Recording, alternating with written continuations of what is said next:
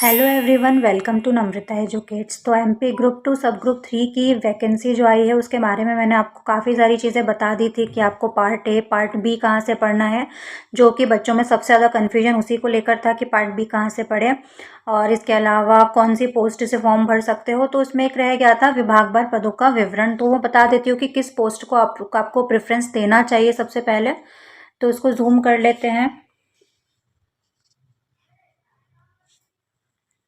देखो, सबसे पहला क्या है, रेशम संचालनालय है मध्य प्रदेश भोपाल। तो यहाँ पर साफ साफ लिखा हुआ है कि ये जो वैकेंसी है वो किसके लिए है, भोपाल। तो आप किसी भी जिले से बिलोंग करते हो, लेकिन आपकी जॉब कहाँ लगेगी, आपको भोपाल में जाकर जॉब करना पड़ेगा अगर आप पोस्ट कोड 1 और 2 के लिए फॉर्म भर रहे हो। ठीक है। कनिष्ठ रेशम निरीक्षक और field officer, second post code किसके लिए है, फील्ड ऑफिसर। तो आपके ऊपर डिपेंड करता है कि आपको फील्ड जॉब करनी है या नहीं करनी है, तो उस हिसाब से अपने प्रेफरेंस भरना। ठीक है। सारी चीज़ों को देखना, सैलरी भी देखना, सैलरी भी ज़रूरी है। ठीक है। और कौन से ज़िले में आप जॉब करना चाहते हो, कौन सा ज़िला आपको अच्छा लगता है। कोई कोई ज़िला ऐसा होता है कि बिल्कुल आपको नहीं पसंद होता है, कुछ ज़िले ऐसे है तो वहाँ पर आपका बिल्कुल मन नहीं होगा जॉब करने का, तो उसको प्रेफरेंस में मत रखना, क्योंकि एक बार जॉब लग गई तो आपको वहीं पर जाकर जॉब करना पड़ेगा।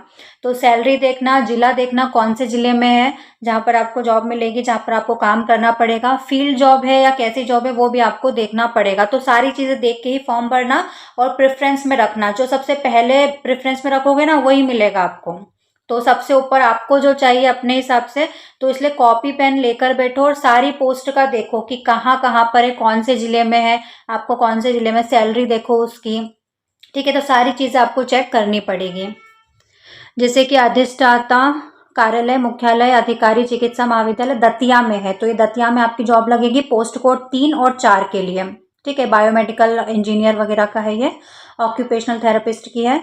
और इसके अलावा कार्यालय आयुक्त नगर पालिका निगम ग्वालियर में, तो ग्वालियर में जॉब लगेगी पोस्ट कोड 5 के लिए, स्वच्छता निरीक्षक की। तो ये सारी चीज़ आपको देखनी है। ठीक है। ये पूरा दिया हुआ है, ये पूरी रूल बुक मैंने अपने टेलीग्राम चैनल पर डाल दी है, तो वहां जाकर आप देख सकते हो, सबके सामने अपना अपना ही सारा लिखा हुआ है। इसके अलावा एक और कन्फ्यूजन है, वो भी बता देती हूँ मैं।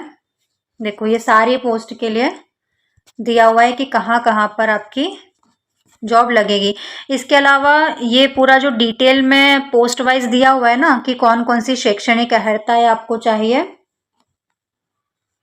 जैसे कि पोस्ट कोड 1 कनिष्ठ रेशम निरीक्षक के लिए है, तो ऊपर लिखा है रेशम संचालनालय मध्य प्रदेश भोपाल, तो भोपाल सतपुड़ा भवन में आपकी जॉब लगेगी। वेतनमान लिखा हुआ है 25,300 से 80,500, तो ये भी चेक करना। और शैक्षणिक योग्यता भी, तो उसी से फॉर्म भराएगा।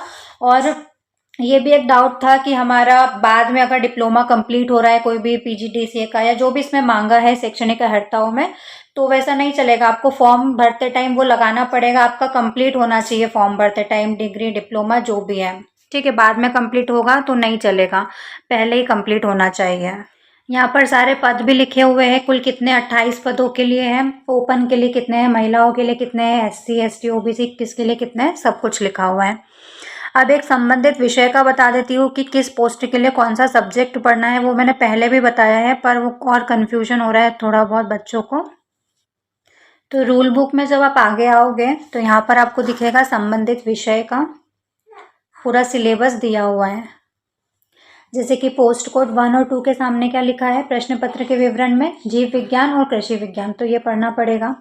पोस्ट कोड 5, 67, 83, 88, 89, 93, 94, 97, 98 के लिए क्या पढ़ना पड़ेगा, फिजिक्स केमिस्ट्री मैथ्स जीव विज्ञान स्वच्छता निरीक्षक का डिप्लोमा मांगा है तो उसके बारे में पढ़ना पड़ेगा। नेक्स्ट और देख लो, पोस्ट कोड 17 के लिए बायोकेमिस्ट्री पढ़ना पड़ेगा। ठीक है। 24 के लिए सांख्यिकी फिजिक्स मैथ्स, 56 और 57 के लिए कंप्यूटर साइंस आएगा। तो ये पूरा दिया हुआ है, आप देख सकते हो रूल बुक में, इसमें भी देख सकते हो। ठीक है। और कोई डाउट है तो कमेंट्स में पूछ सकते हो। इसके अलावा मैं क्लासेस लेके आने वाली हूँ, प्रीवियस ईयर क्वेश्चन की हम प्रैक्टिस करेंगे, क्योंकि वो मुझे लगता है ज़्यादा सही रहेगा। अदर से कोई दूसरे एमसीक्यूज में लेकर आऊंगी तो वो इतने ऑथेंटिक नहीं होंगे, तो हम डायरेक्ट पीवाईक्यू से प्रैक्टिस करेंगे कि किस तरह के टॉपिक से क्वेश्चंस आते हैं, किस तरह के क्वेश्चंस पूछे जाते हैं और कौन से टॉपिक ज़्यादा इंपॉर्टेंट है।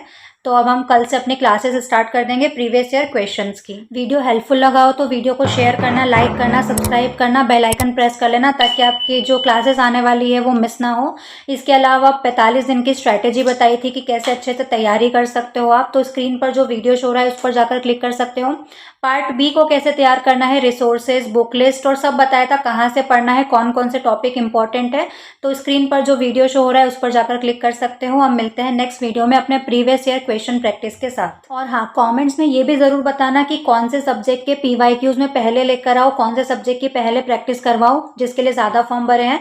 वैसे मुझे लगता है कि जिनका बायो के साथ केमिस्ट्री था, है ना, उनके लिए पोस्ट अच्छी है, ज़्यादा है, तो वो भी ला सकती हूँ। लेकिन अब ज़्यादा कमेंट्स में जो बच्चे कमेंट करेंगे कि ये सब्जेक्ट लेकर आना है, उसके पीवाईक्यूज में पहले लेकर आऊँगी। तो मिलते हैं नेक्स्ट वीडियो में।